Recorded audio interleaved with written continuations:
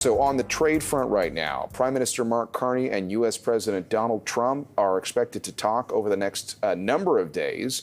That's according to a Canadian official who spoke with Bloomberg after the two governments failed to reach a deal before the August 1st tariff deadline. The Trump administration Friday raised the tariff rate on some Canadian imports to 35% from 25% imposed in early March, while maintaining an exemption for goods traded under the rules of the U.S.-Mexico-Canada trade agreement.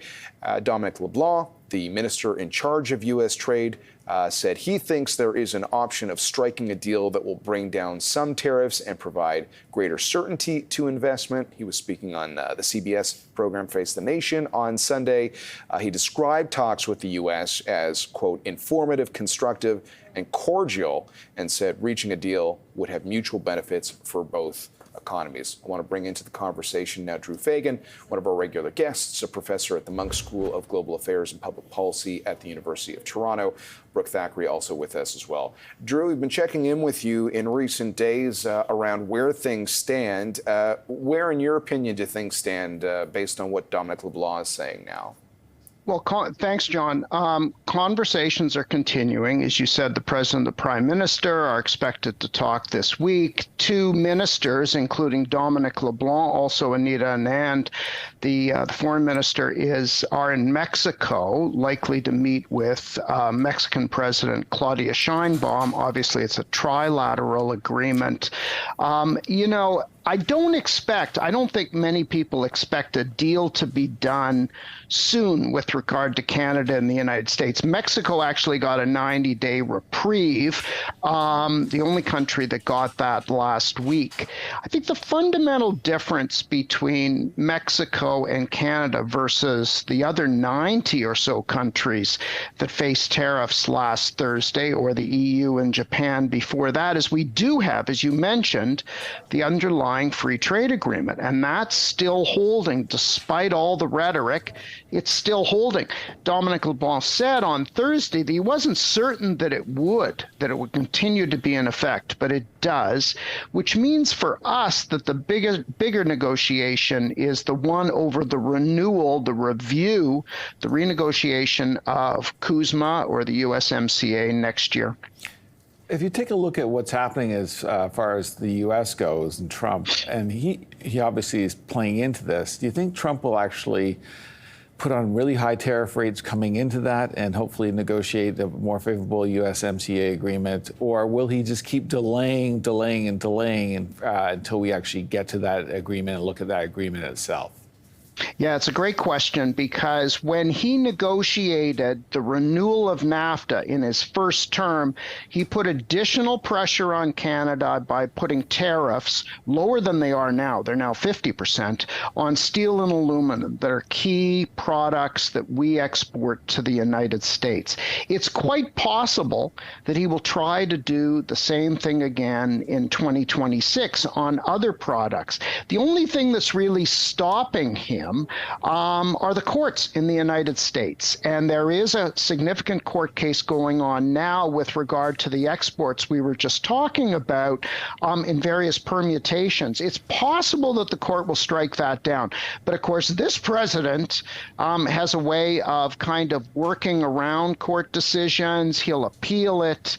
But we should expect that, it'll be a bit of a full tilt in 2026, I think. Drew, I also just want to ask you, given that there's so much focus around what the terms of any deal will look like, coupled with Canada increasingly looking to other markets around the world to, expand trade horizons, that Dominic LeBlanc was touting his government's One Canadian Economy Act as a Canadian version of Trump's One Big Beautiful Bill, basically saying that with Canada seeking to ramp up investment in ports and pipelines and mines, that, quote, all of that offers huge opportunities to American business. What do you make of that strategy? It's always a balancing act for Canada. We're so dependent on the U.S. market, and I think it's fair to say over the, for decades, we haven't taken enough advantage of other markets, but you don't want to overstate that, given how close we are to the United States and how deeply integrated. Other countries, Japan even, or the EU, trade with the United States. We, as the old saying goes, make things together, and we've got to make that better understood by the United States in areas in particular like autos, which was our biggest export product. Now it's oil and gas, but autos is still a big export product. At the same time, it's interesting. The storyline that's developed over, recent months has been, over the last 40 years, we've become more and more and more integrated into the United States, and now we have to turn. In fact, peak NAFTA was in 2000. If you look at the degree of integration between the Canada and the United States now, it's roughly where it was back in the mid-70s, the late 70s, before the original free trade agreement. So we want to look at all those statistics and understand best where our self-interest is. Frankly, it's in trading with the United States, possibly even more, and even more so trading with other countries. And as the Prime Minister's been saying, being our own best market. And that's through the One Canada effort that's underway, led by the federal government. I do want to stay with the Prime Minister for a second, Drew, on the subject of retaliatory tariffs and the political strategy there. Bloomberg wrote a story yesterday about the political dilemma that Mark Carney is facing, because on the one hand, he won an election by promising, a muscular approach to the trade war, that his government would use tariffs to cause maximum pain. Certainly some voters are going to remember that and perhaps even welcome that.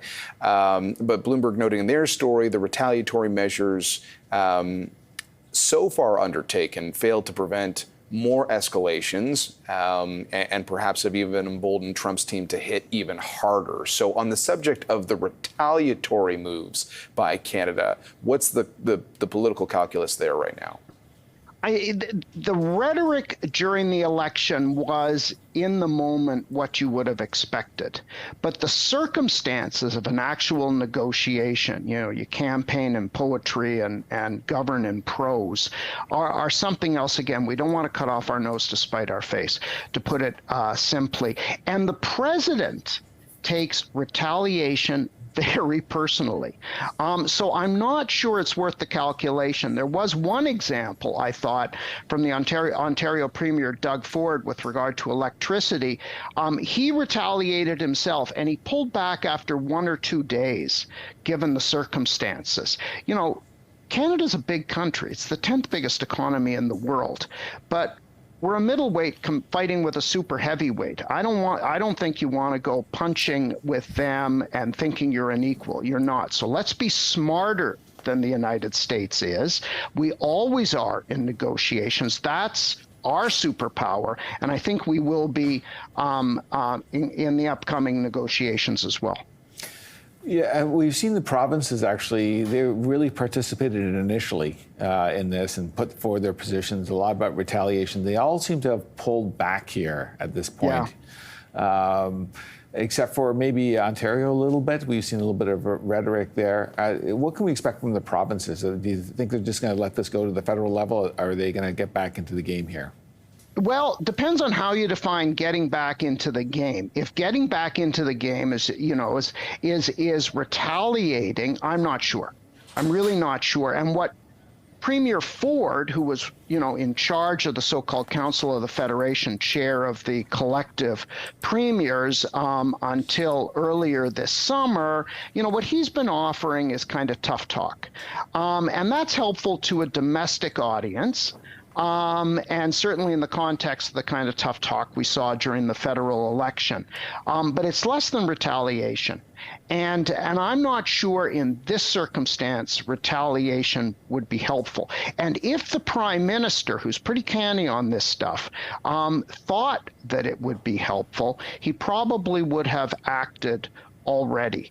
That doesn't mean to say that he won't act in the future, of course, but he's conscious, very conscious, that although the headline number last week was 25% to 30%, as you yourself pointed out, that's on a very small minority of goods because the underlying Kuzma agreement is still in effect. By one calculation, about 5%, which, is not helpful to the steel and aluminum industry that has the majority of those, but we're also seeing the Prime Minister reach out to those sectors, offering financial support, and we can expect, I think, more financial support in the future, because the sectors being impacted by the trade war now are relatively few. Oil and gas, by and large, is not being impacted, for example.